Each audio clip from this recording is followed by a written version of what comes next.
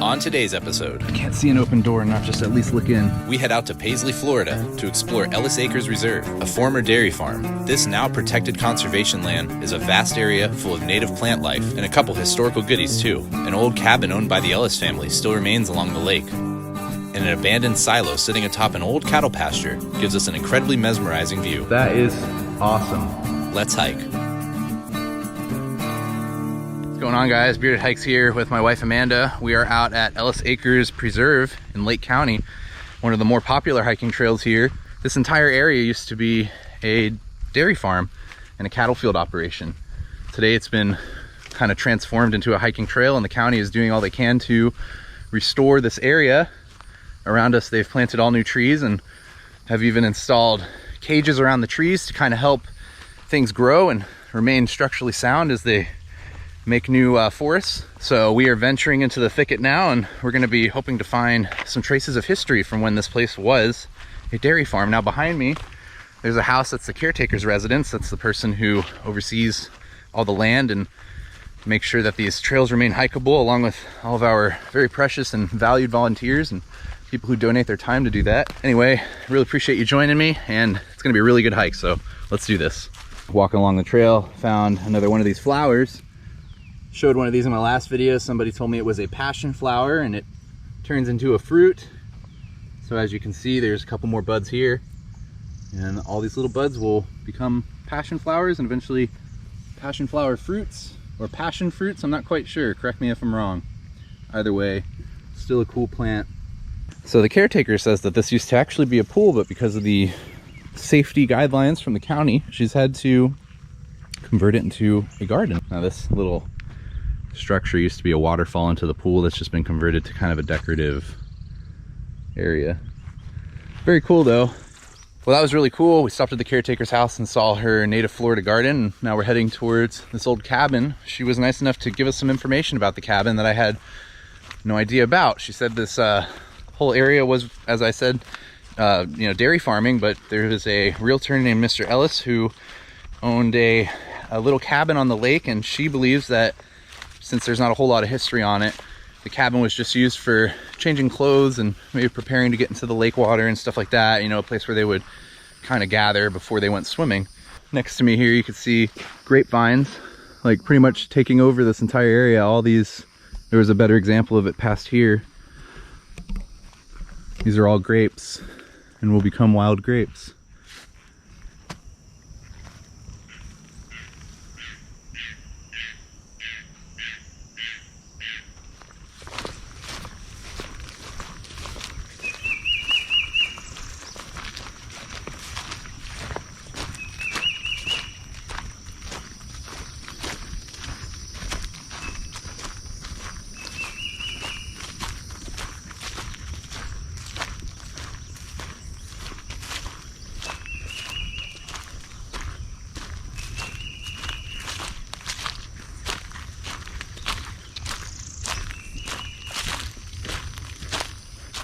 Look at all these grapes. Wow. Every single leaf in this video is a grape vine, I should say. That is a lot. Coming down here to the lake, you can see this cabin. Here's the red cabin on the lake. This cabin was used by Mr. Ellis, the realtor of the property, and was his lake house, little area where he would invite guests and they would change their clothes and get ready to go out for a day on the lake. Today it's totally overgrown. There's no way we're really going to be able to get back through here. Also trying to keep in mind that the area that we're standing on is all conservation land, and the caretaker told me that in order to get into it you'd have to trample some of these plants, so she would appreciate it if we didn't. So I'm going to respect her wishes, but I will walk around it for you guys. You can see it's very overgrown. Pretty old.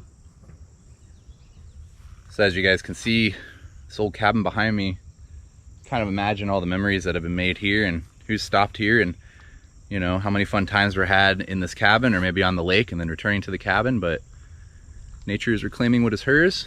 This one day will all be gone. I imagine with this amount of overgrowth and the vines hanging off of the structure, we'll probably dilapidate the roof and take down some of the, you know, things keeping the building up. So over time, this will probably no longer stand.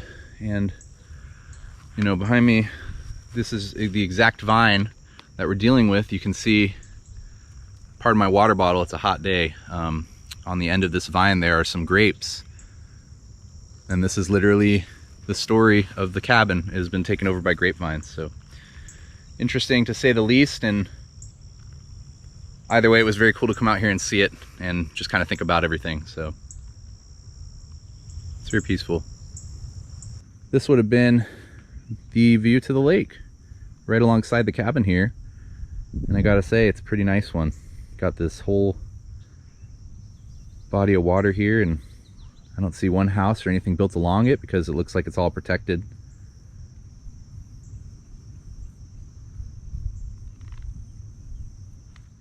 Making our way away from the lake and away from the cabin. Taking this other trail. Something I really like to focus on whenever I hike a trail is never going the same way that I walked in, because, well, I guess there's more to see if you take other ways back. Here's a very large deer print. I was about to say, there's deer tracks. You can see, I'll put my foot next to it. I'm a size 13 shoe. Pretty cool. Oh, look at that. We looked over our shoulder and saw this old silo. I don't know even if it's on this property, but we're gonna have to go check it out and just see at least how close we can get. Looks like some sort of old grain silo. This looks like a really good area if you were gonna be birding or just coming to check out some of the bird life. Probably would see a lot of it out here. It's like a little field. I'm assuming that this was probably part of the cattle pasture operation, and looks like they've done a really good job of replacing a lot of these plants with native plants and restoring some of this wetland habitat.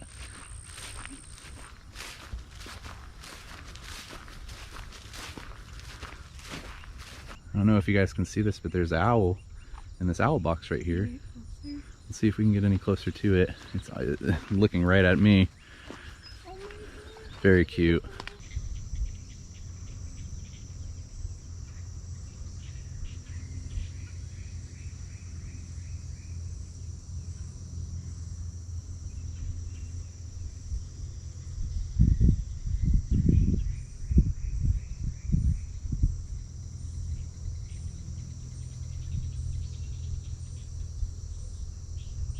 Kind of meandering through this row of plants and on our way to this silo, which actually is not as far as I thought because we're getting closer pretty fast. Just got to figure out how to get there. I don't know if you guys can see.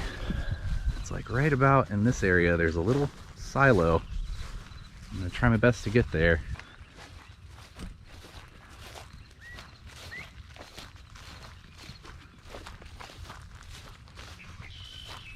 We saw the top of this grain silo, or what appears to be some sort of a silo. I'm just assuming it was for grain. And we saw it from about a half a mile away. We've been probably hiking for about 20, maybe 25 minutes from once we saw it. We're gonna pick it back up when we get closer to this building though. It looks really cool.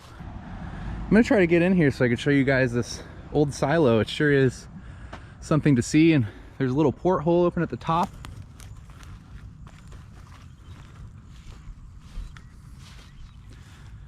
Very cool structure here. It's all made out of tin.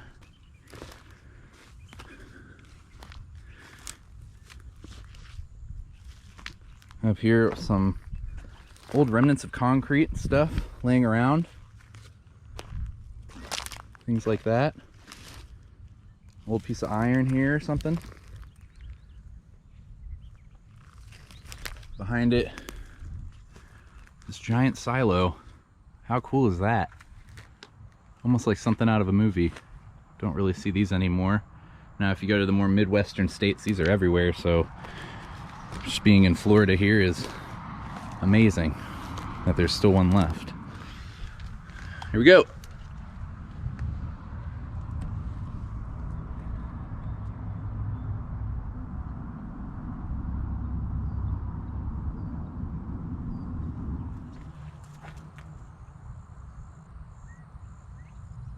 Very cool to see this construction. Looks like there's some sort of cranks here at the bottom that would have maybe turned something on the inside or whatever.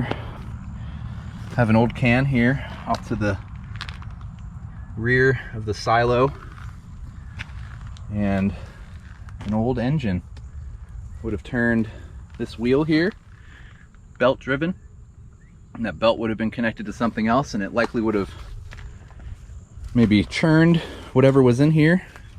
Here's this ladder here, and actually, believe it or not, beyond the ladder is an open door into the silo. That's crazy. I gotta show you guys. I can't see an open door and not just at least look in. Wow. Check this out, you guys.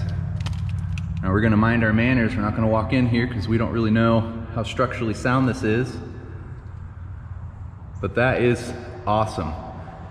This old silo still out here today. Whatever it was used for. You can hear my voice echoing. That is amazing.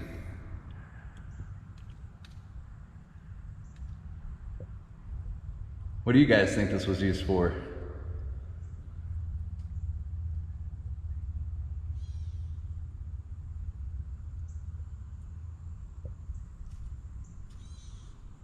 That was so cool to come across this old silo. I've never come across something like this. This is kind of something that you only see kind of on Google and in magazines, not really in Florida, at least from my perspective. So just something that's really cool. And again, I know I say this a lot, but it's an era of history that's gone. You don't have a lot of local farmers anymore using this kind of structure. And there's not a whole lot of grain or industries in the state still that would use a structure of this caliber. So when you come across this, just like anything else you find in the woods, you just kind of imagine how useful this was to an old farmer of the time and what went in here. And again, maybe the memories made here and the pride and passion that the farmer had to make this product, whatever it was. So just very cool. I'm happy we came across it. All in all, what a great hike. We got to see that old cabin by the lake, and the silo was just amazing. And that wasn't even part of the planned trip. We just saw it and decided to walk towards it, and it was worth every second. So I hope you found this video enjoyable. I haven't seen a whole lot of content about this trail, so kind of add this to the YouTube roster. And with that said, I really appreciate you joining me for this hike. I also appreciate all the support I've gotten since the last video. I've had a big jump in followers and people reaching out to me to tell me that they really enjoy my content, and it really means a lot. So from one Floridian to all of you, thanks for watching. Amanda and Ross signing out, Bearded Hikes. See you on the next one. Peace.